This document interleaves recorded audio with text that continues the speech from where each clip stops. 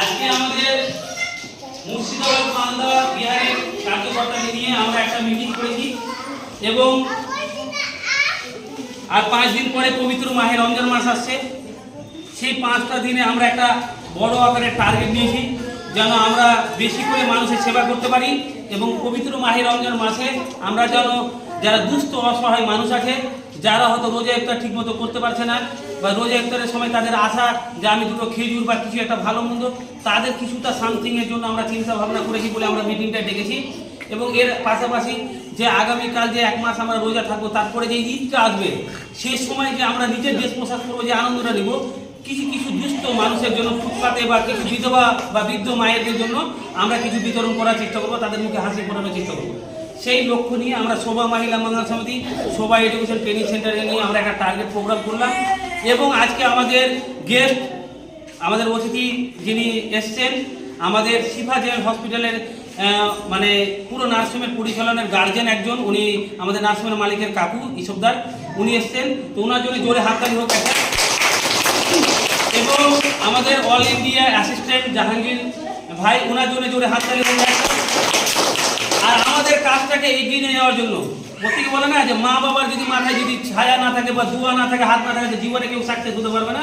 তো সেই মা জননী এসছে, ওনার জন্য জোরে হাততালি হোক। ওনার দোয়া নিয়ে আমরা এগিয়ে যাবো এবং জাহাঙ্গীর ভাই আমরা 2 ভাই মিলে কাজ করার চেষ্টা করব।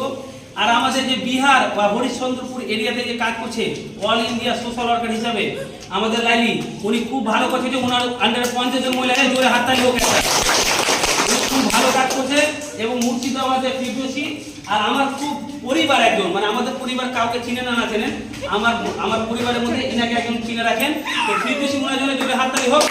এবং আজকে এসছেন এবং ওনাদের সাথে আমাদের কথা হচ্ছে যে তুমি যেহেতু আমার নিজের, আমি যেমন কষ্ট করেছি, আমি কথা শুনেছি, বকা শুনেছি, লোক খারাপ বলেছে, মন্দ বলেছে, তবুও আমি সংগ্রাম করে গেছি, সেরকম তোমাদেরকে করতে হবে, আমাদের সকলকে করতে হবে, আমাদের সকলকে করতে হবে। একটা ভাবতে হবে যে বিপদে আমিও উপকার পাবো, আমরা একটা পরিবার, আমরা একত্র থাকলে জীবনে কাউরি অসুবিধা হবে না। তো সেই লক্ষ্য রাখতে হবে। এই প্রোগ্রাম, আমাদের কার্যকলাপ, আমাদের আদর্শ নীতি দেখে উনি খুব গর্বিত হয়েছেন।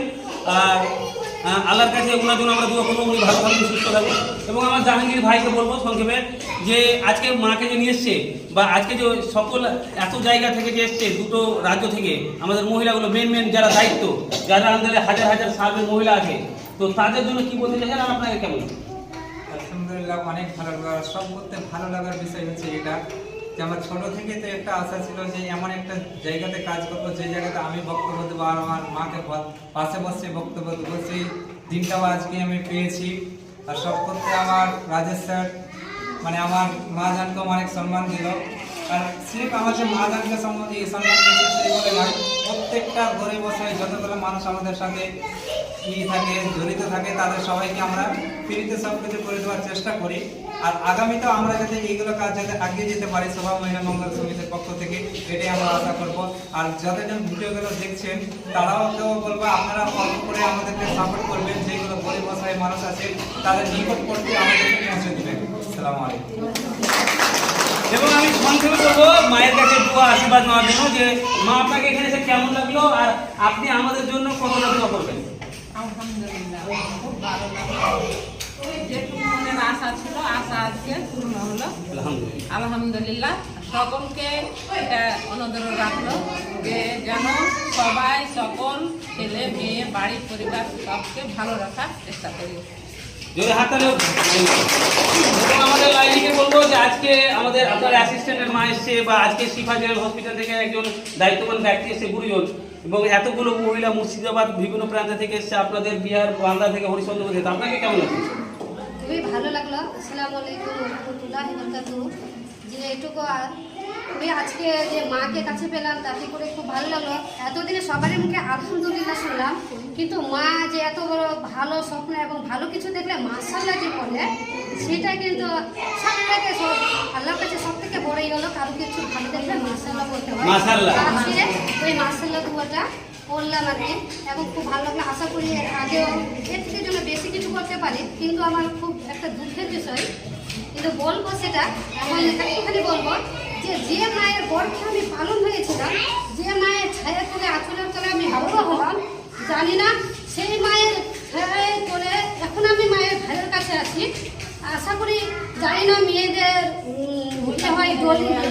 বিদায় হয় বাবার ইয়ে থেকে আর দোলে উঠে শ্বশুরের ইয়ে থেকে, কিন্তু জানা সে যে মা, সে যেমন আজকে মাকে এনে এতটা খুশি হলেন যেন আমিও আমার বাবা মাকে নিয়ে আসতে পারি, এর থেকে যেন এই আশা রেখে সবার কাছে আশা চাইছি, এর থেকে আমি 4 গুণ 10 গুণ যেন মানুষ পাই। আপনারা রাজি আছেন তো? তো তিনি শুধু মাকে নিয়ে আসতে পেরেছেন, আমি আশা করি আমার বাবা এবং সবাই মা বাবাকে আজকে যদি অন্য কারোর জন্য হাততালি দেন তাহলে ইনশাআল্লাহ নেক্সট আপনাদের জন্য অনেকেই হাততালি দেবে। হাততালি দিয়ে নিজের হাত যত লাল করবেন আপনার জন্য অনেকের হাত লাল হওয়ার জন্য প্রস্তুত হয়ে থাকবে, ঠিক না? কিন্তু আরেকটা বিষয়, যিনি আমি সবসময় চাইতাম যে আমি যেমন সত্য, আমি যেমন পবিত্র, সেরকম যদি আমি আমার চলার মানুষকে পাই, পাশে যাদের সাথে থাকবো। কিন্তু আমি আমার একটা পরিচয় দিই, আমি ফাতিমাতুজ জাহরা লীলবানাতের একজন শিক্ষিকা ছিলাম। লকডাউনে আমি 23 মার্চে আমি বাড়ি চলে এসেছিলাম। লকডাউনের কারণে মাদ্রাসা যদিও ছুটি হয়ে গেছিল, অথচ আমি একটু ছোটখাটো আমার লাইফ চেঞ্জ হয়েছিল গ্রুপে, কিন্তু তাতে আমি সন্তুষ্ট নই। মহিলা গ্রুপে তাতে কিন্তু আমি সন্তুষ্ট ছিলাম না। ম্যান ইজ এ ম্যাটার, মানুষ কিন্তু মরণশীল, সেটা সবসময় মাইন্ডে রেখে আমি এগিয়ে যাওয়ার চেষ্টা করছিলাম। আশা করি আমি এগিয়ে গেলাম, মাকেও কাছে পেলাম। আর সেই এটা পেয়ে আমি এখন খুবই গর্বিত। যেমন শের হাফিজ, সে আমি হচ্ছি একজন আলিমা, মাদ্রাসা মহিলা ছিল। তো আমাদের মুর্শিদাবাদ থেকে এসছেন, তো আপনাদেরকে কেমন লাগলো এখানে এসে? খুব ভালো লাগছে।